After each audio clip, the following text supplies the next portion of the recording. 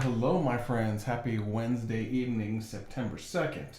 I'm going to give the internet a couple of seconds, maybe 60 seconds or so, to do its thing, where we are going to talk to you about being laid off, the pandemic, and maybe something you can do to help alleviate what's going on if you're having financial issues. It's mainly going to be business related. If you usually follow us for motivation or something like that, this is going to be more financial motivation. Okay, looks like we got all the technical stuff going. Okay, let me just double check one more thing. There we go. Okay. Hey everybody, it's Patrick Allmond from StopDoingNothing.com. If you've never watched before, welcome. We got we got a podcast going on. We got YouTube going on, and today I'm going to talk to you a little bit about being laid off and the importance of independence and some things I think you can do right now if you've been laid off or you think someone's going to be laid off or you know someone who's been laid off in your family to basically kind of get a head start on some financial independence, some entrepreneurship. I'm going to show you how to do this really quick and easy. It's taken me 20 years before things get really bad. Because I know right now a lot of you are digging into like your savings, you're digging into your investments, you're digging into money you had saved for vacations and cruises, and you're just kind of scraping by while you're looking for work. I was watching the news earlier and I saw that United's laying off like 150,000. I can't think what the exact number is. If somebody knows what that number is, let me know. But United's laying off like a sick number of people. And I've seen other companies like that. I'm sure you all know like a restaurant or 5 or 10 that's gone out of business. Several of the local places that I've frequented have going out of business. You know what? I just realized my microphone's way the heck over here. Someone should have said something to keep me in check. There's all kinds of people being laid off, and it's painful, and I hate seeing it. I hate seeing anybody struggle financially. And probably one of the reasons I hate it the most is because I have so freaking been there. I have scraped by. I've eaten my share of top ramen and nasty ass macaroni and cheese. And you know what? I have had every flavor of hamburger helper out there. And it's true. Sometimes you don't need the hamburger. Sometimes that helper is pretty good by itself. So, if you want to talk about being poor, I can talk about that all day long. I really can. But my whole point is that shit's painful, and it does not feel good. It feels humiliating, and it feels humiliating to choose not being gainfully employed, not contributing to society. Whether you're not working at McDonald's or whether you're not working at your corporate job, that shit just feels embarrassing sometimes. So I completely understand, but I want to give you maybe some ideas of things you can do to kind of get ahead of that curve before things get really, really bad. And I talk to a lot of people who are in the business of selling their knowledge, and that's what I'm in the business of. I sell my knowledge all the time for a pretty good price. I help people set up businesses to sell their knowledge. And if you're someone who has a lot of experience, like you've worked for a company that where you were like you had enough wisdom to train somebody else. You had enough wisdom to teach somebody else. And this could have been in a managerial position. This could have been in a supervisory position. This could have been in like a vice president position or president of a division. All those areas where you had more knowledge than somebody else.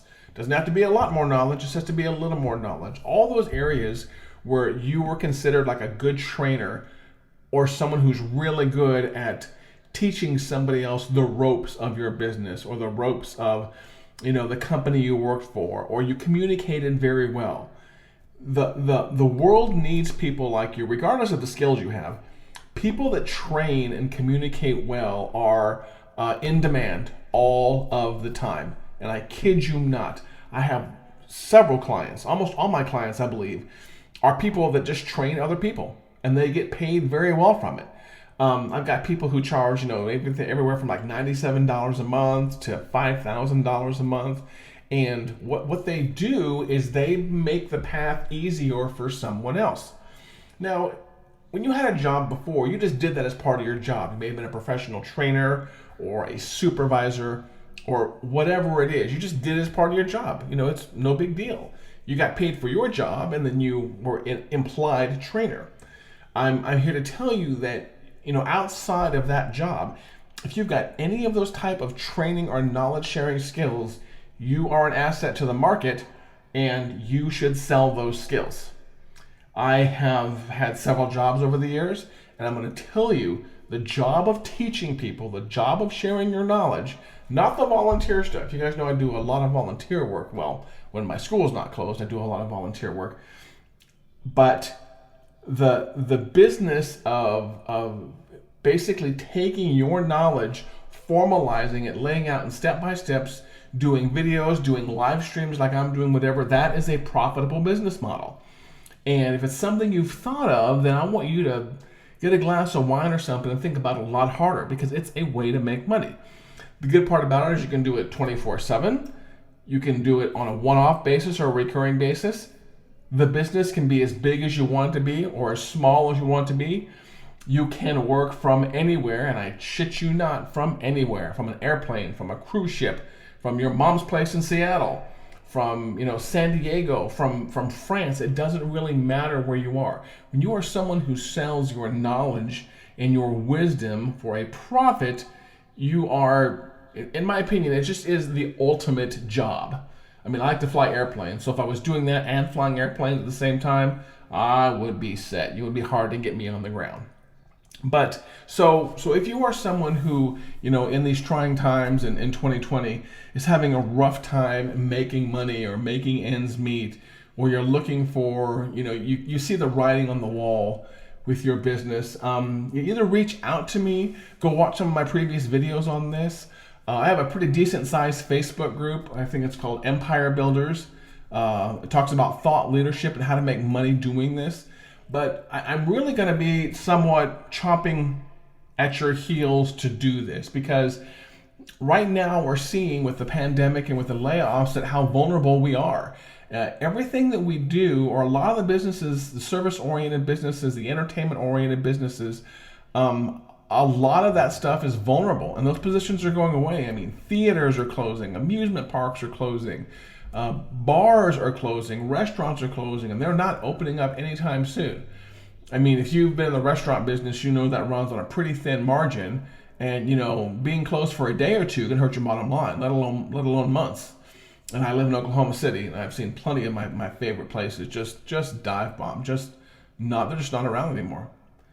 So that's my point of this video today. And now, how do you do it? I'm going to basically share some information with you here that I normally share when I'm consulting. And oftentimes, first of all, I tell people that if you want to get in this business of being a thought leader, of sharing your knowledge, first of all, take what you know and try to sketch it out on the back of an envelope. I love back of envelopes for some reason. I'm never sure why. Sketch out what you know on the back of an envelope, and maybe and to give it some structure.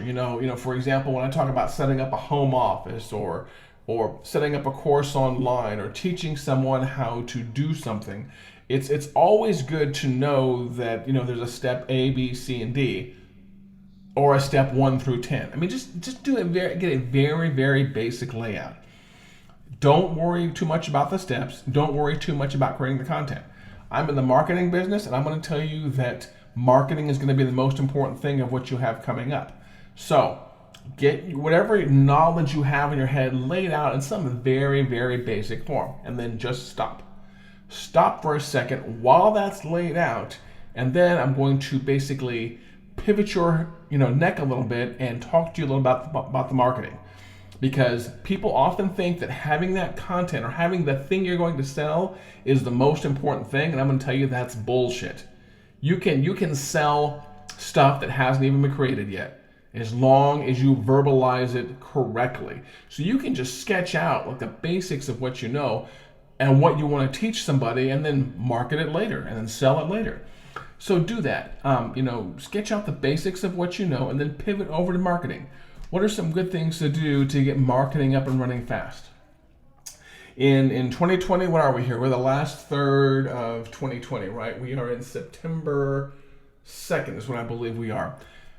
The first thing I think you should do in marketing, you know what? I'm not going to say the first thing. I'm going to say one of the first 5 things. So I'm going to give you 5 things, and they are not going to be in any particular order.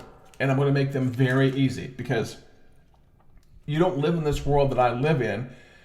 So I don't want to get too deep in the weeds about the technical stuff. I just want to talk about the basics of what it takes to start selling what you know. First of all, I would take your social media accounts and I would update them today, basically saying you are on the market.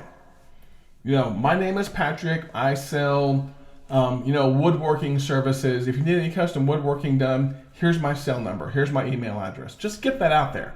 Don't be embarrassed or ashamed to use your social media accounts to promote yourself.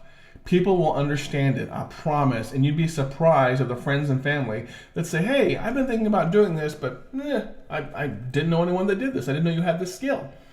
And so just do that. Go on your social media accounts, every single one of them, daily, and say, I do this. Change the phrasing up a little bit, maybe use some different imagery, but just go out there on social media and say, hey, I do this. So that's one of the first 5 things I would do.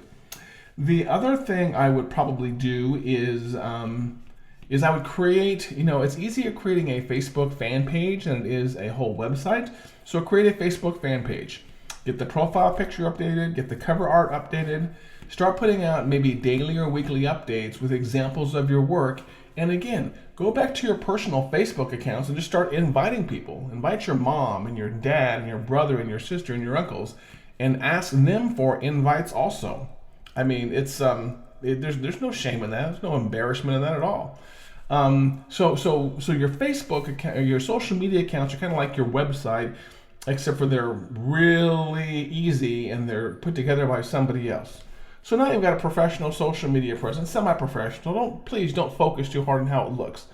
Done is better than perfect. I'm really big on getting things done.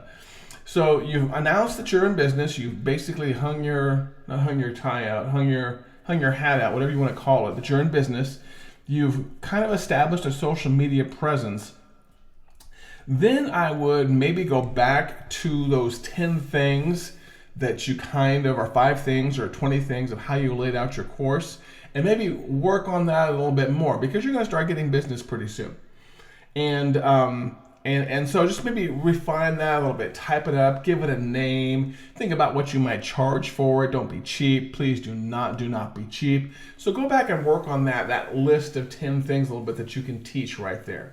And also realize that sometimes somebody only may want one of those 10 things or one of those pieces of the pie that you are really good at. And that's okay. Just be prepared to price for that also. Okay, you've announced it on your personal social media, you've announced it on your business social media. The next thing I would do is try to figure out a way to take someone's money. And I know that sounds really rude, but come on, we know what we're talking about. Find a way to take payment. So, because what's going to happen is after you're doing some of the stuff I'm talking about for a few days, all of a sudden someone's going to come up and say, hey, I've got a job for you, how do I give you money? And you want to be prepared for that. The easiest way is a PayPal account. You can go to PayPal, issue invoices. People can pay them pretty easily. Same thing with Stripe. I'm a big Stripe fan. So either get a PayPal account or a Stripe account, because with both those, you can take people's credit cards information and you can get that money into your bank account. Personally, if I had a choice, I would lean towards Stripe and not PayPal. PayPal has a bad habit of holding on to your money sometimes when they're not quite sure what you're doing because they're ignorant. Stripe is pretty good about making sure transactions are good, and Stripe is really good about getting money to your bank account fast, like within 48 hours sometimes. So Stripe account is my preference there. So you've got a Facebook fan page now. You're announcing it to your friends and family from your personal Facebook accounts. You kind of got laid out what you want to sell right there.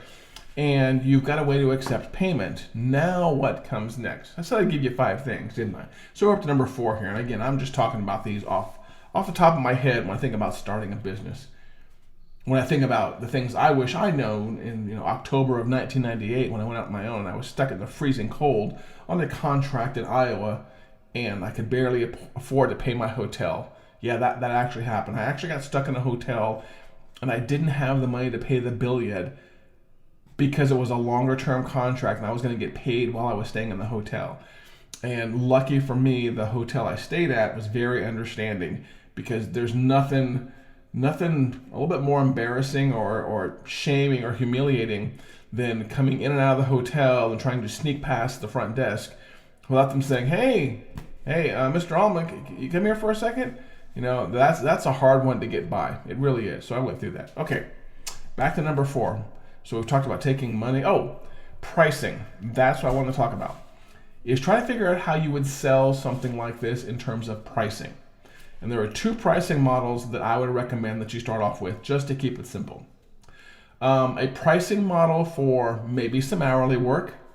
Now, people that have followed me for a while and listen to the podcast and subscribe on YouTube are going to realize that, Patrick, you are wholly against hourly work. Why would you suggest someone do this? I would suggest someone do this because hourly work in the beginning, there is no shame with it. However, you are teaching now, and your hourly time is worth more. So here are some tips. So I'm going to go into like 4A and 4B when it comes to tips. Number 1, don't bill by the single hour, bill by blocks of hours. Because you, with your particular skill set, you never want someone to buy just a 60-minute block. Because more than likely what you teach is pretty advanced. You've been doing it for a while. And people don't know it yet, but they want 2 hours, and they want 4 hours, and they want 8 hours. So come up with a 2-hour block of time. I'm going to make it really simple for you. Come up with a 2-hour block of time and charge for that. Or figure out what you would charge for that, excuse me. Don't be cheap. You know what? You're not working for minimum wage anymore when you're teaching someone. You are selling your brain, which has taken you decades to fill with information. So you are, what do you charge? Let's say you're good at woodworking. What do you charge? Maybe $100 for a 2-hour block. Maybe $500 for a 2-hour block. Right now, I have no problem telling you that my 2-hour block is $1,000. If you want, I don't let people buy single hours anymore.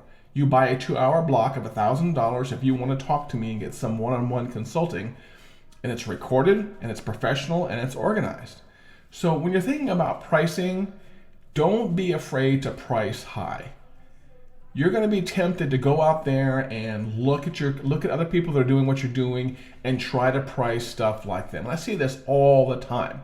I'm in several marketing groups, I'm in some print-on-demand groups, and people pop in there all the time. They're like, what is everybody else selling their stuff for? Because I want to make sure I'm right at the industry average. And I'm like, screw the industry average. There are times when you want to be a commodity, and selling your brain power is not one of those times you want to be a commodity. Trust me. You want to stand out a little bit. Now you may be thinking, well, Patrick, if my competitor over here charges, $200 for 2 hours of my time, how can I justify charging $300 or $350 or $400?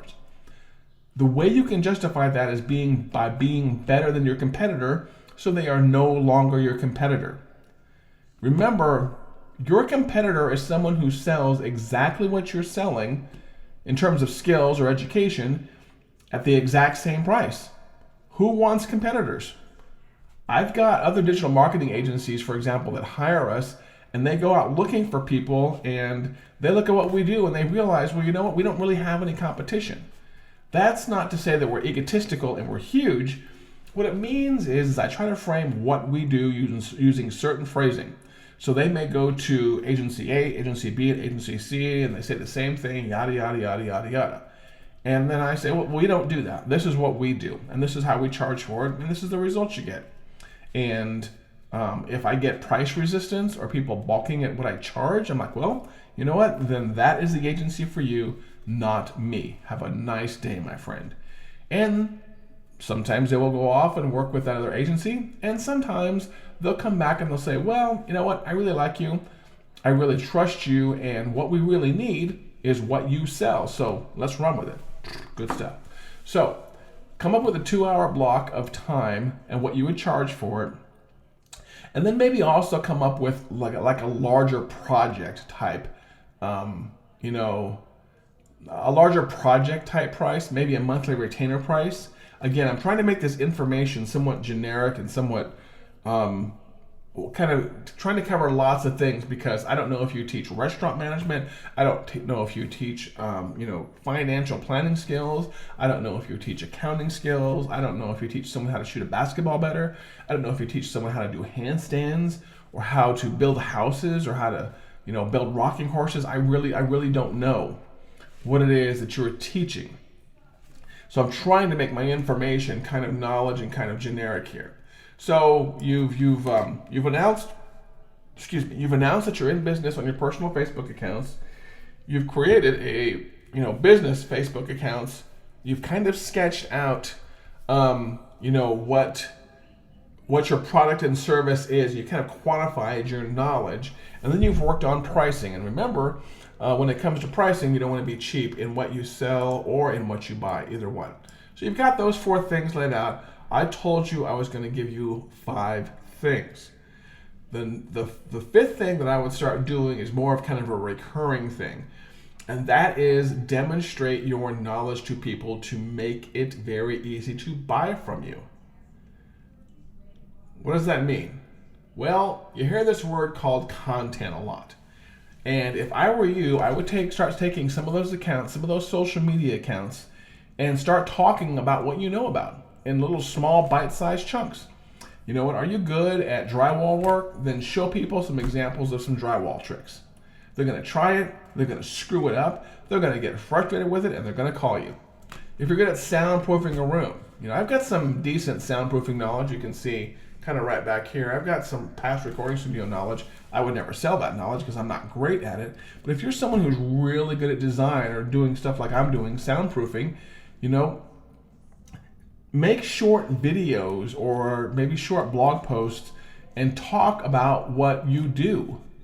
That is the quickest way I have learned. It's also the cheapest way, but that is the quickest way I've learned to get hired for a job.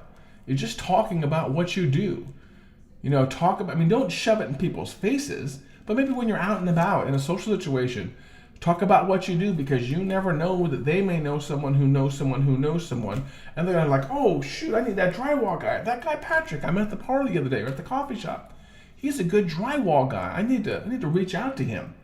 Or they're gonna see you online, and you're gonna hit them right when they need something. You're gonna put a video up online about 3 quick drywall tips. And this is right after this guy was working on his house, and he got so pissed off that he punched a hole in his drywall, and he needs someone to fix it right now. Now, if that's the case, sometimes you may actually get hired to do the work. Nothing wrong with that either, but sometimes that particular guy with the drywall problem doesn't want to hire a drywall person. He just wants to fix it himself. So there's multiple ways to get work when you are selling your knowledge. One is by actually doing the work for people, and one is by training people how to do it better. And the reason, there's just so many reasons I'm such a big fan of selling your knowledge. And you can go on YouTube and you can see millions of these reasons. Go on there and look up a complex topic. Like I had a BMW a while back, and the battery was dead, and I was having trouble working with the shifter.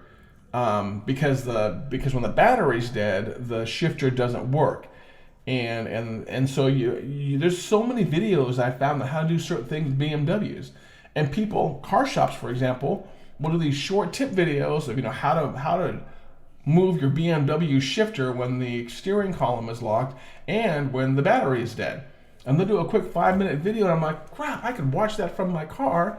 Which I did, got in there with a screwdriver and fixed my little gear stick thing to get it to move when my battery was dead.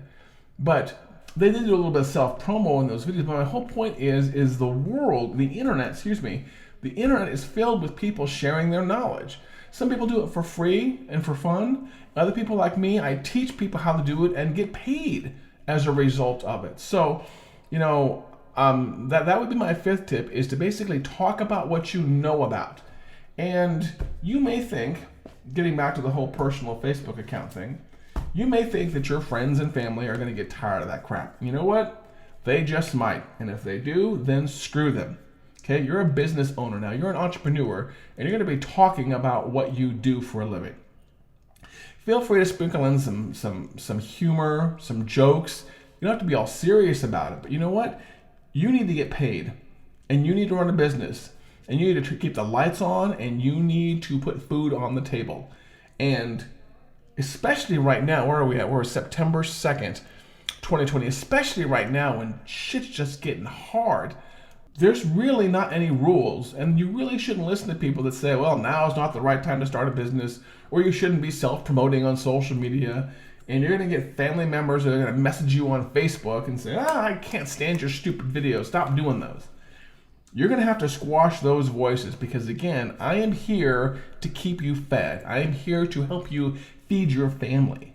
And if you don't, do that, the repercussions are, pretty tragic. I do not want you getting kicked out of your house. I do not want you living in your car. I do not want to pull up on the side of the road and see you panhandling. I'm not putting down any of the people where those things happen to them, but I want to keep you in a situation to avoid you from getting there as much as possible. So again, the 5 things that I was talking about, if you think it, and again, for those of you that are coming in late, I'm talking about maybe some things you can do late in 2020 if your job forecast looks bad, if you're thinking about losing if you think you're going to lose your job, if you know a family member who's lost a job, if you see something on the horizon, or if things are already bad and you need to basically take some action pretty quick, that's who this video is for. And I talked about, number 1, I think I said, announce that you're in business. No, I think number 1 I said, kind of sketch out your knowledge into 5 or 10 easy steps. That was number 1 I said. Then number 2 I think I said was announce that you're in business to your friends. That's what I said, announce that you're in business. And then I think I said create a fan page or create a business account. I'm not quite sure if that's what I said right there. Then I said make sure you go, and then I said talked about pricing and making sure you kind of have a bulk rate for a large project, maybe a smaller rate for a 2-hour block of project. And then I talked about going back and basically quantifying your knowledge a little bit better and making sure that when someone calls you and they're like, Patrick, I want to buy this from you. What do you sell? You can give them a really good value proposition. You can say, I sell A, B, C, D, E, F. And you can be very confident in that because you are the smartest person you know on your topic, or you're damn near the smartest person you know. And then I think the last thing I talked about was, eating my own dog food and doing what I'm doing right now with you is take that knowledge you have, whether it's woodworking knowledge, whether it's fitness, whether it's teaching people how to manage their macros, whether it's teaching people how to do really good drywall work or framing a house or framing a room or working on the transmission of the car. Show people that you know what you are doing, because they're going to be out on the internet shopping for people and they're going to run across a lot of different variations between these, but basically these 2 people. They're going to run into people who have websites who basically talk a good game, and they're going to run into people who have websites that show a good game. And as we all know, when it comes to all kinds of sports analogies, you can trash talk all you want, but you better shut up when the ball's on the court because you've got to play. And all the trash talk doesn't mean doesn't mean anything, if you can't man up and shoot and hit the threes and play the game. You know how I know this? Because I can't shoot a 3 to save my life. So don't necessarily be that person who just talks a good game. Be that person who shows people that you know what you're doing. So by the time people come to hire you, I've talked about these great examples before. By the time people come to hire you, there's no question. They don't have any question as to whether or not you are good. It's just a matter of price and availability. And if they really trust you, I'm going to tell you that if they really trust you, price doesn't matter that much. I mean, they may, if there are price conscious shoppers, price aware shoppers, and you are not going to convince those people. Okay? You're not going to convince those people. They are looking for the absolute cheapest person out there. You do not want that person. There may be some rare exceptions, but I usually believe you do not want the person that's shopping based on price. You want the person who wants quality, who wants a long-term relationship. But the great part about sharing your knowledge online is by the time they get to the buying decision and they've watched your information online, they trust you. There's no selling. And I'm speaking from experience. This has happened to me. I have people calling me, not all the time, but it happens fairly regularly, that have seen my content online about what I do when it comes to digital marketing, Facebook ads, lead generation, trading certain things. I have certain sub niches that I like to focus on. And I had one the other day, as a matter of fact. Was it earlier this week? I'm not quite sure. I had someone who called or had it via connection, and I said, they were looking for a certain thing. They were looking for a certain skill set, and we did a half-hour, 45-minute call on that skill set. And at the end, I said, you know what? I'm not a good fit for you. I'm really not. You need a certain skill set, and I don't have it. And I thought that was going to be the end of the call. I really did. And then the person said, well, Patrick, I have done my research on you. I've watched your videos. I've been to your website, and I kind of really don't care that you have this skill set. I want your skill set. I want to do what you do, regardless of if it matches up the skill set that's up with. Or actually, they wanted me to help them do the particular stuff that we do when it comes to marketing a certain way. They wanted it that way, regardless if it matched their project. So they were actually willing to change their project to match my skill set. And this only happened because they researched me online, and they researched the fact that I demonstrated my skill online hundreds, if not thousands of times. And I've been on TV for it. I've gotten paid very well for it. And I'll have to talk about that. It's good for them. It's good for me, and it's sharing my knowledge. And if you know me, if you don't know me, you're going to subscribe to the podcast. You're going to subscribe on YouTube because you're really smart, and you're going to like the Facebook fan page because you're really smart. But if you don't know me, start learning about me. And when you start learning about me, one of the things you're going to learn is that I like to share what I know. It doesn't matter if it's on a personal level, on a fitness level, even though I'm not that great of a fitness person, on a business level, on an accounting level, on a teaching level, on a relationship level. I mean, the knowledge I have, even if it's a little bit of knowledge, I have no problem sharing that with people. It brings joy to me. And, if I could pay my mortgage and pay my grocery bill just based on the knowledge that I share with people, I would gladly do that. I would do that in a heartbeat. So I want you to be able to do that. And I want you to be able to do that before shit gets really bad for you in 2020. So if anything in your world looks like it's going to be, struggling pretty soon financially, do me a favor, go back and watch this video, bookmark this video, listen to this podcast, go subscribe on YouTube and watch this video over and over. You might even want to share it with a friend who's in financial difficulties. Let's help some people out. Let's make sure people that have something to sell in their brain aren't struggling.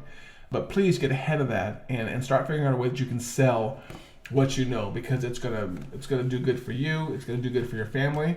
It's gonna keep food on the table, even if it is Hamburger Helper. Ain't no shame in that. Man, I've eaten my share of top ramen and a Hamburger Helper and macaroni and cheese, all that crap. I could, at one point in time, I could go to the store with a $10 bill and buy, all kinds of top ramen and be set for a week. I've eaten all that. I'm not ashamed of it. It's just what you had to do at the time. So again, I hope this has been useful for you. If you have some questions, as always, drop them in the comments below. Let me know if there's something else business-wise you want to talk about to help you get through 2020, because I'll share everything I know. It doesn't matter if I know a lot about it. I'll share what I know. And if I know someone who knows more than me, I will gladly refer you to that person. As always, thank you for watching. Have a great rest of your evening. Self-promotion time. Don't forget to subscribe to the podcast, and don't forget to watch on YouTube, because you will get yourself a lot smarter than you are right now. Take care.